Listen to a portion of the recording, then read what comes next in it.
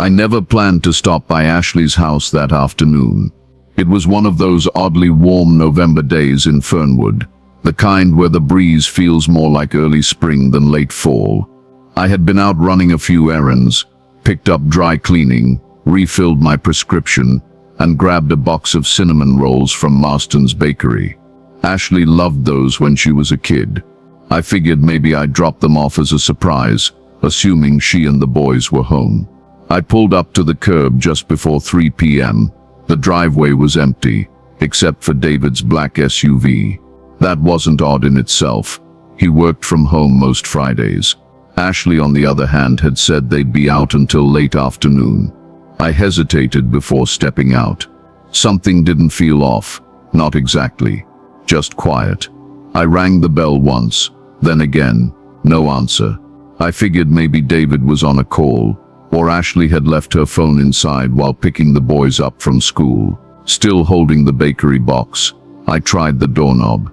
It was unlocked. That in itself wasn't alarming. Fernwood was the kind of town where people still trusted their neighbors, but as I stepped into the foyer and called out, "Hello, David, Ashley," I noticed something strange sitting on the edge of the living room couch.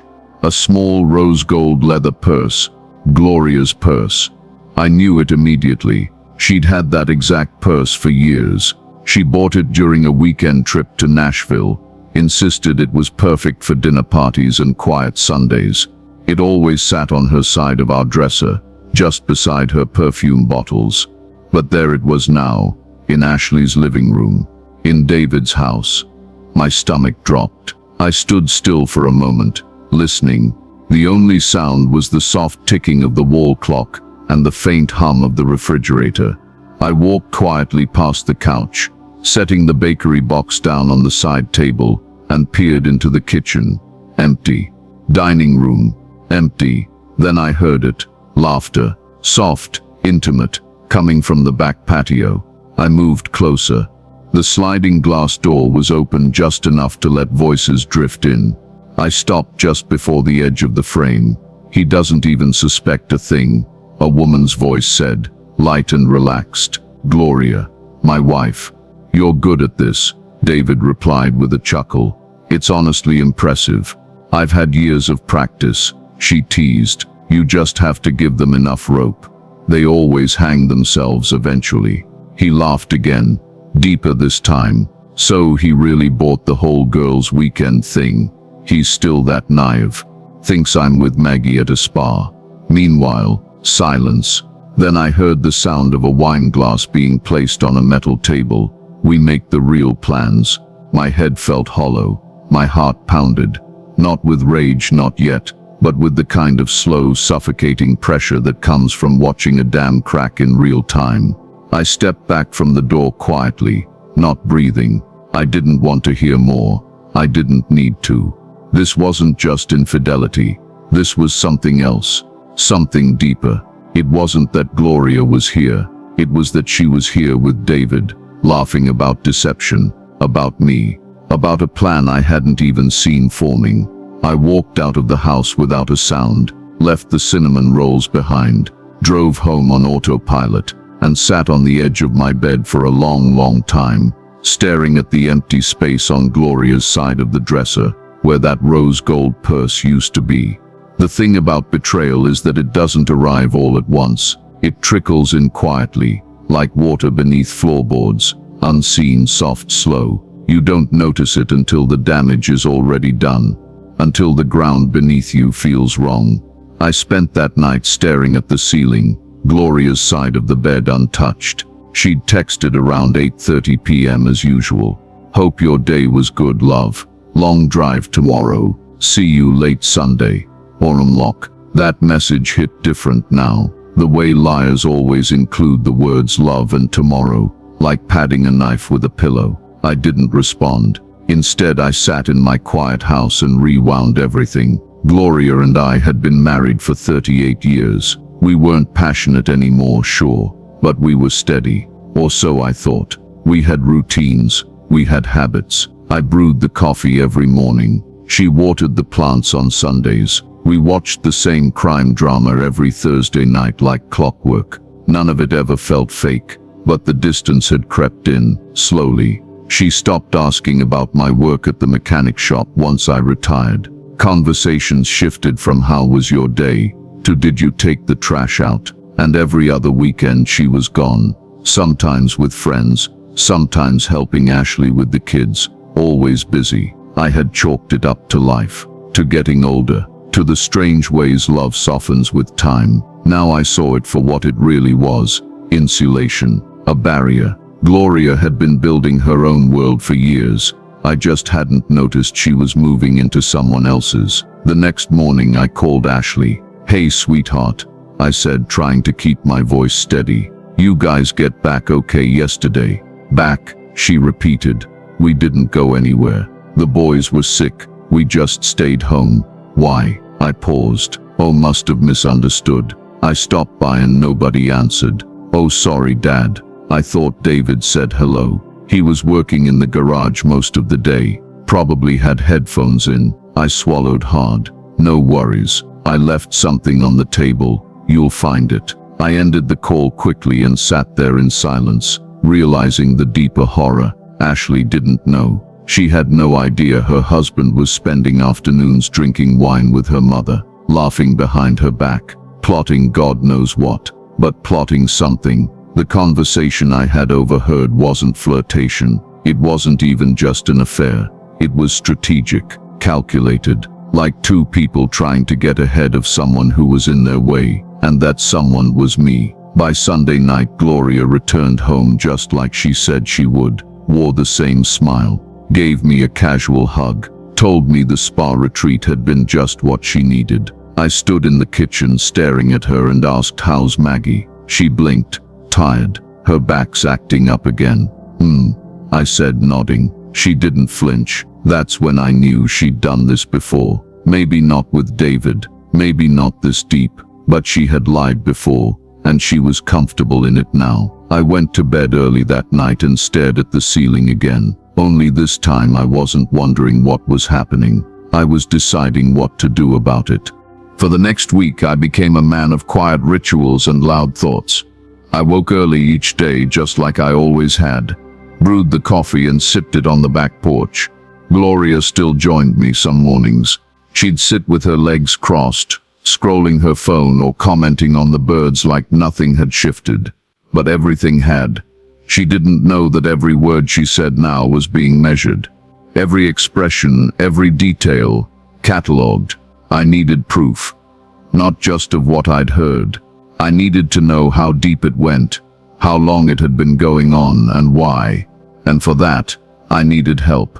I didn't want to involve anyone close to me. No friends, no family. I needed distance. So I drove to the edge of town one morning, to a small gray building with a mailbox labeled Murray Investigations. I'd seen the sign 100 times but never imagined I'd step inside. I met with Clay Murray, a retired detective in his late 50s with eyes that looked like they'd seen too much. "What are we talking about?" he asked, flipping open a yellow legal pad. "My wife and my son-in-law," I said flatly. "I think they're hiding something from me. Possibly an affair. Maybe more." He looked up. "You want surveillance?" "I want clarity," I said. "I want to know how long this has been happening, what they're meeting about, and if money's changing hands." He scribbled something. "Discreet. Completely. Timeline. As soon as possible." Clay nodded. "We'll get started. If they're sloppy, we'll have something in a few days. If they're smart, a few weeks." That night, I told Gloria I had joined the early bird bowling league again. She smiled and said it was cute. I let her believe that. Meanwhile, Clay's team followed her the next day as she claimed she was visiting Ashley. She never made it there. Instead, she parked near the lake just outside town. David pulled up 20 minutes later. They stayed in the car together for almost an hour. No public display of affection, no hand-holding, but photos showed her handing him a folder. 3 days later, the same thing happened again. This time, Gloria was holding an envelope. David walked away smiling. Clay handed me the photos in a sealed envelope at the diner. "They're careful," he said, "but not invisible. What do you think it is? Hard to say. But I can tell you this. It doesn't look like romance. It looks like business. Business. I went home that night and dug through our office drawers. I hadn't touched our estate paperwork in months, maybe a year. But there it was. My will, our living trust, property deeds. As I flipped through the documents, I noticed a post-it tucked in one folder in Gloria's handwriting. Call Ron. Need update on clause change. Ron was our estate lawyer. Clause change. My chest tightened. I checked the last amended date on the file. It was 3 weeks ago. I hadn't signed anything, but someone had. I didn't sleep that night. Not really. I laid in bed with my eyes open, staring at the shadows on the ceiling while Gloria breathed steady and soft beside me. I wondered if she'd felt anything when she forged my name, a tremor in her hand, a flicker of guilt, or had it come easy to her, just ink on paper. The next morning, after Gloria left for her yoga brunch, I made a call to Ron Whitfield, our estate attorney of nearly 15 years. He picked up on the second ring. Michael, how are you, my friend? Ron, I need to see you today, in person. No delays. There was a pause, then a wary chuckle. Of course, everything okay? Not even close. He agreed to meet me at his office that afternoon. When I arrived, I didn't waste time. I placed the folder from our home office on his desk and pointed to the post-it note Gloria had left behind. What is this about a clause change? Ron glanced at the folder, clearly unsettled. Michael, we updated your trust paperwork 3 weeks ago. Gloria brought in a signed request, said you'd filled it out already, and asked her to deliver it. I stared him down. And you didn't call to verify that? She had a notarized page with your signature, Michael. My signature, I said, trying to stay calm. Do you have it? Ron pulled out the digital file and spun the screen toward me. My name was there, fluid, neat. The signature looked almost right. Almost, but I'd never signed that document. I leaned in. I need a copy. Printed. Now. He obliged. As the printer spat out the pages, I asked, what exactly changed? Ron hesitated. Originally, your estate was split evenly. Gloria, Ashley, and 2 educational trusts for the boys. But the updated version removed Ashley and the boys. Everything now goes to Gloria, with full transfer on death rights for any property she chooses to reallocate, including your home, and you accepted that. Ron looked pale. Michael, I'm sorry. She insisted you were simplifying things for tax purposes. I stood up, pressing both hands on the edge of his desk. I need this corrected. Immediately, and I want a forensic review of that signature. He nodded quickly. I'll handle it. I walked out of that office shaking. Gloria hadn't just betrayed me emotionally. She'd attempted to erase the legacy I'd built for our daughter and grandchildren, and David was in on it. That envelope, that folder, it wasn't just about money. It was about control. They were rewriting my life on paper, stealing everything while I watered the garden and sipped coffee on the porch like a fool. But they made one mistake. They forgot that silence doesn't mean ignorance. Sometimes, silence is just strategy, and now, I had one of my own. It's a strange feeling, standing in the middle of your own life, and realizing it's been quietly emptied out behind your back. For days I moved like a man through fog. Gloria came and went as she pleased, her tone as casual as ever. She kissed my cheek. Good morning. She made lemon tea before bed. She hummed to old jazz records like we still shared the same rhythm. But behind those small domestic rituals was something cold and calculating. She thought she had won. She thought I was too tired, too trusting, too slow to notice the shifting ground beneath me. And maybe I was. For a time, but not anymore. By the end of that week, I had already made 2 major decisions. The first was to contact Ron again, not to reverse the damage, but to start fresh somewhere else. I told him firmly, I'm retaining a new attorney. You'll be hearing from them. The second was a call to my old friend and former Navy buddy Charles Denton, now a private estate planner with a reputation for discretion. We met at a quiet diner 30 minutes outside Fernwood. Charles leaned back in the booth and listened as I laid it all out. Gloria David, the forged signature, the new clause that cut Ashley out entirely. When I finished, he nodded slowly. They're playing the long game. You, my friend, need to flip the board. I intend to, I said, but I want to do it right. No fireworks, no noise, just results. He smiled. Now you're speaking my language. Within 72 hours, Charles and I had drafted a new estate plan. This time, everything, my house, my accounts, even the little things like my classic truck, was to go into a living trust. The beneficiary, Ashley, with a stipulation, assets would be protected from any third-party access unless Ashley personally authorized it. Not Gloria, not David, no one else. We moved quickly. I closed one joint account, opened another in the trust's name, transferred the property title quietly. County clerks barely blinked. The beauty of it was, Gloria had no idea. She still believed her updated version was safely locked in Ron's file cabinet, that her little performance had succeeded. She was sipping wine and dreaming of a beach house in Savannah, no doubt. Meanwhile, I was moving the floor beneath her feet. By the weekend, everything was legally secured. Ashley didn't even know yet. I planned to tell her when the time was right, when it would make the most impact. For now, I played the long game too. I smiled. I cooked breakfast. I let Gloria believe, because if she could stage a betrayal in silence, then so could I. The shift started subtly.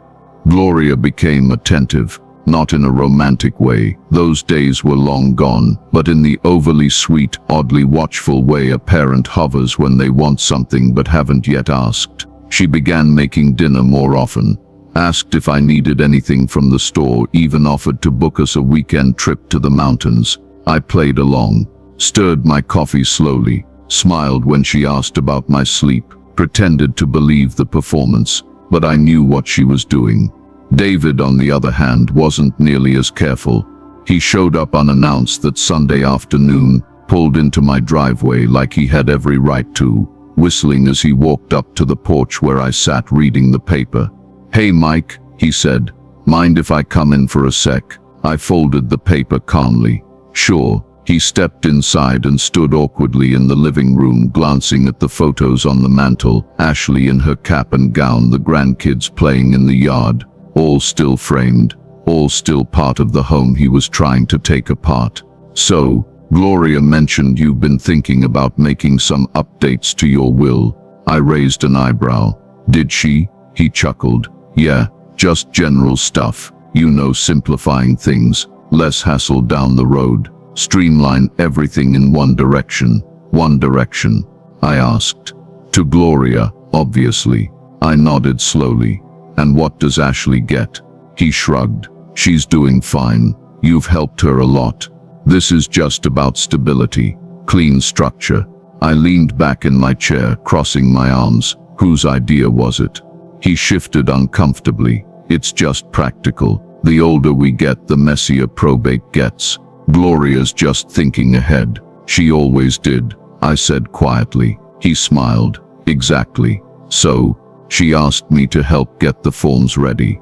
She said maybe we could all sit down next week and finalize things." The nerve, the absolute goal. They thought they still had control. They didn't know I had already rewritten everything with Charles. They didn't know Ashley had become the sole beneficiary of the newly formed trust. They didn't know that the documents they'd forged were now irrelevant, and under quiet legal investigation, I gave David a neutral smile.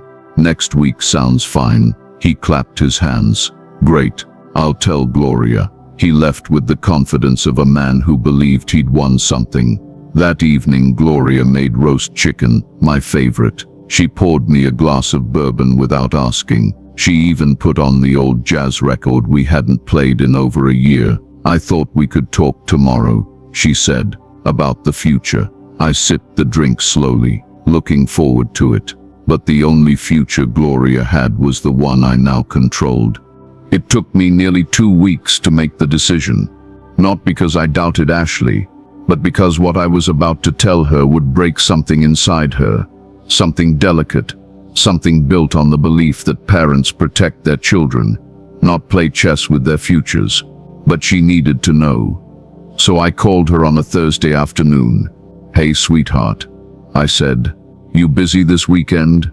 She sounded tired. "Not really. David's going out of town for some conference. It'll just be me and the boys. Mind if I drop by Saturday morning?" "Of course not. Everything okay?" "Better than it's been in a while," I said, and I meant it. I arrived with breakfast, still warm bagels and coffee from her favorite cafe, and watched her eyes light up the way they used to when she was a teenager, and I'd surprise her after a tough exam. The boys were occupied with cartoons. She and I sat in the sunroom. I didn't ease into it. There was no gentle on-ramp for what needed to be said. "I know about your mother and David," I said. Ashley blinked. "What?" I placed a folder on the table between us. "I hired a private investigator. I've got pictures, audio recordings, documentation. It's not just an affair, Ashley. It's worse." Her face went pale. "What are you talking about?" "They've been planning to take control of the estate, of the house, of everything. Your mother had legal documents forged. She filed a change to the trust, cut you and the kids out. All of it would have gone to her. And then, well, we both know David would have had access." Ashley sat frozen, hand over her mouth. "You're not serious." I opened the folder. "I'm dead serious." She leafed through the pages. Photos of Gloria and David meeting at the lake, exchanging envelopes, legal filings with falsified signatures, and the updated estate clause with Ron's notes. "I didn't know," she whispered. "I swear, Dad, I had no idea." "I know you didn't. That's why I'm here." She looked up at me, tears filling her eyes. "What did you do?" I leaned forward. "I rewrote everything. A new living trust.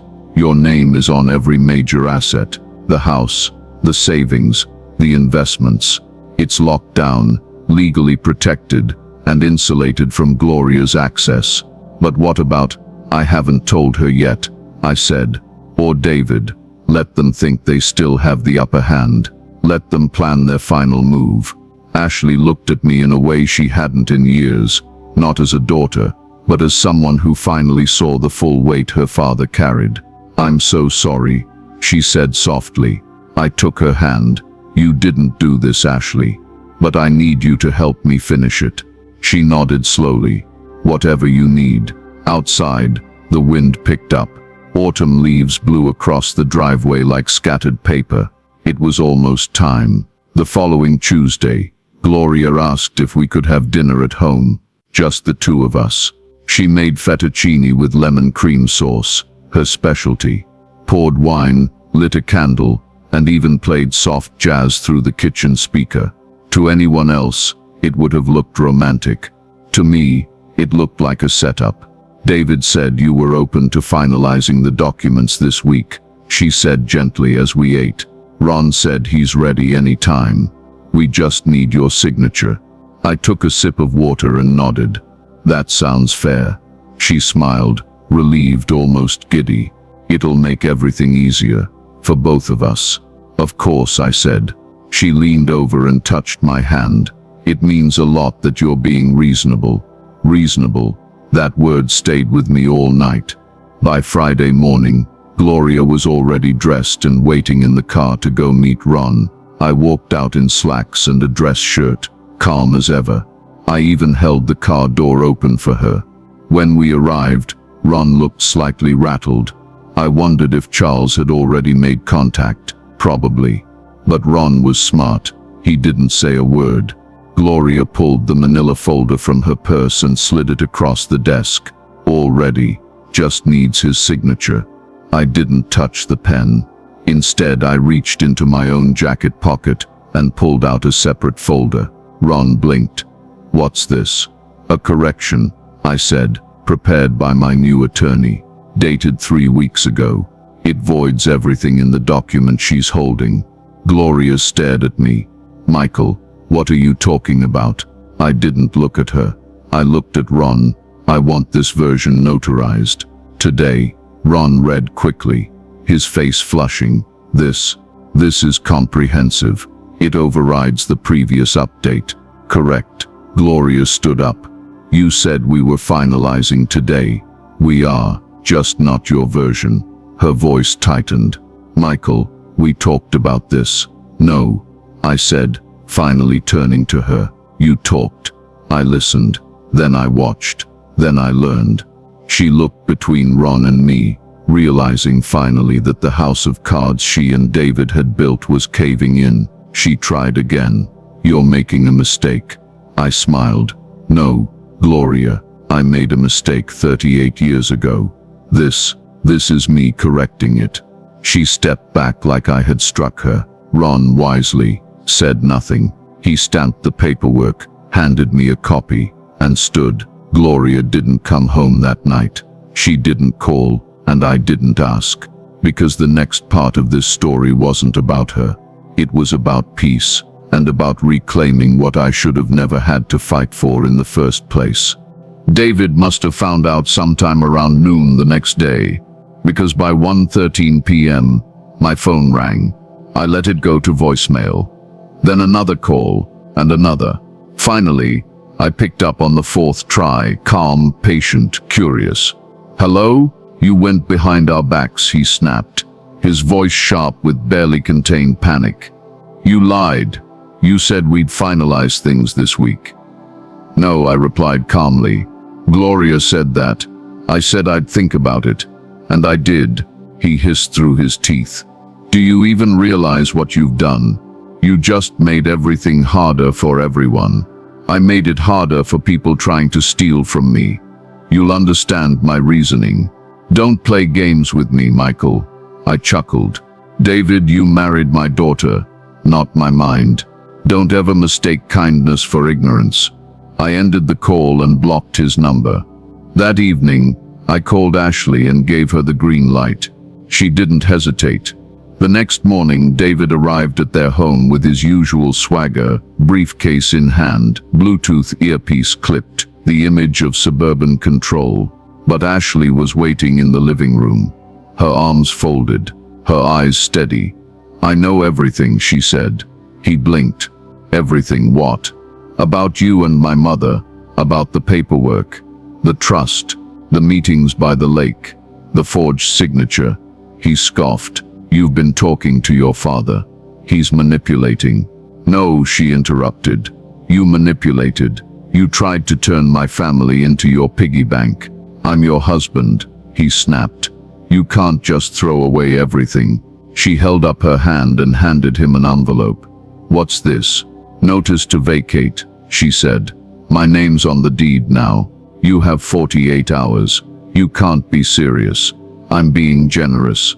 David stepped back, stunned. His voice cracked. This isn't over. Ashley stepped closer. Yes, David, it is. 2 days later, he was gone. No long goodbye. No packed moving truck. Just silence. Gloria never returned to my home. She sent a short email weeks later. Something about needing time. I didn't reply. Ashley and the boys came over that Sunday. We sat on the porch, ate cinnamon rolls and laughed at cartoons. It wasn't perfect, but it was ours again. David lost the house. Gloria lost the game. I lost illusions, but I kept my dignity. And sometimes that's the only wealth worth protecting. It had been a week since David left Ashley's house. 7 days of silence from Gloria. No phone calls, no emails. Not even a text asking how I was holding up after the confusion with the estate. For a woman who used to obsess over birthdays, anniversaries, and even the date we first met, her absence said everything. But it didn't last. On a gray Tuesday afternoon, I heard the tires before I saw her rolling up the driveway like she still belonged. She stepped out of her silver sedan dressed like she'd come from church, pressed blouse, soft makeup, hair set just right. She even carried that same rose gold purse I'd seen in David's living room all those weeks ago. I didn't move from the porch. She smiled like nothing had changed. "Michael," I nodded once. "Gloria, can we talk?" I didn't answer, but I didn't stop her either. She took that as permission. She sat across from me in the old wicker chair, the one that always creaked under her weight. It did again. The sound felt oddly comforting. "I know I've made mistakes," she began. "Things got complicated." "Things," I echoed. She sighed. "I didn't mean for any of this to get so out of hand. It started with a few conversations. David was he was easy to talk to, and easy to scheme with." Her face twitched. "It wasn't like that." I raised an eyebrow. "So you didn't forge my signature, or pass off fake documents to our lawyer?" She looked away. I pressed on. "You didn't try to cut out your own daughter and grandkids from their legacy, replace them with a man you barely knew 5 years ago." Her hands gripped her purse tightly. "I thought you were slipping, Michael. You were quiet all the time, distant. I thought I was protecting what we built." "No," I said. "You were protecting your own future, one without me." She opened her mouth, then shut it again. "I've made arrangements," I continued. "The trust is sealed. You're not in it. Neither is David. I've updated everything, legally, permanently." Her eyes filled with tears. "After all these years, this is how we end. This is how you ended it." I said, "I'm just putting down the curtain." She stood slowly. "So that's it?" "No, Gloria. That's freedom. For both of us." She hesitated. "Where do I go?" I looked her dead in the eye. "Wherever you were headed that night you said you were at a spa." She flinched, the mask cracking. For a second I saw the woman I once knew, before all the ambition, before the deceit. But just for a second. She walked back to her car without another word. I didn't watch her drive away. I just leaned back, closed my eyes, and let the breeze carry the weight of her last performance away from my porch. The first time I saw Ashley smile again, really smile, was 2 weeks after David moved out. She came by with the boys, arms full of grocery bags and a nervous energy I hadn't seen in her since college. She was finally settling into the reality of being alone again. But this time, it was on her terms. We spent the afternoon making spaghetti, her youngest son clinging to my leg, while the oldest peppered me with questions about engine oil and rust. Gloria never asked about them, never even showed up, and I think Ashley finally understood that some absences are louder than any words. After dinner, as the boys fell asleep on the couch, Ashley stepped outside with me to sit on the porch. The sky was full of stars, clear, cold, beautiful. "I filed the divorce papers yesterday," she said softly. I nodded. I figured. He didn't fight it, didn't even try.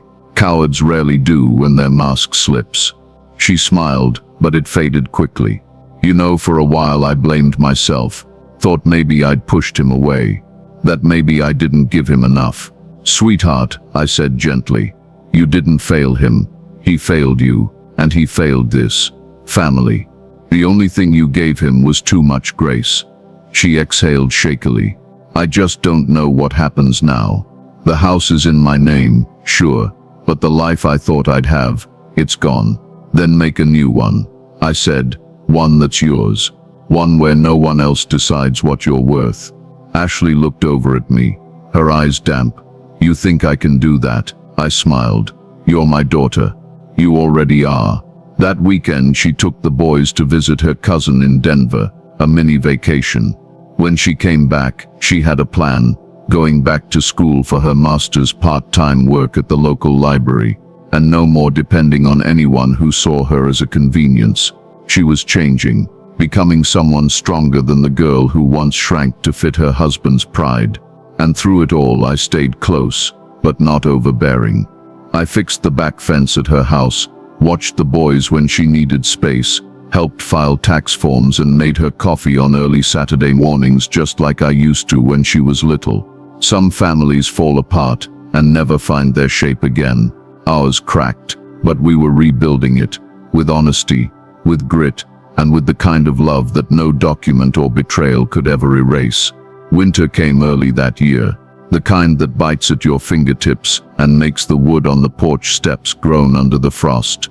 I had always loved this time of year, when the world slows down and everything turns quiet, peaceful still. It had been 3 months since Gloria walked away for the last time. Since then, my house had changed.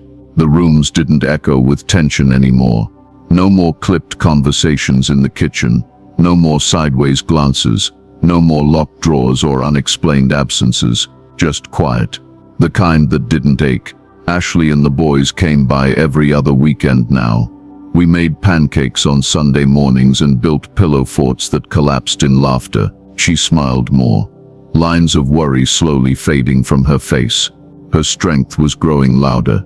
Gloria never contacted me again. No calls, no visits, nothing through lawyers. Maybe she realized she had nothing left to take, or maybe she finally understood what she lost. I never went looking for answers. I didn't need them.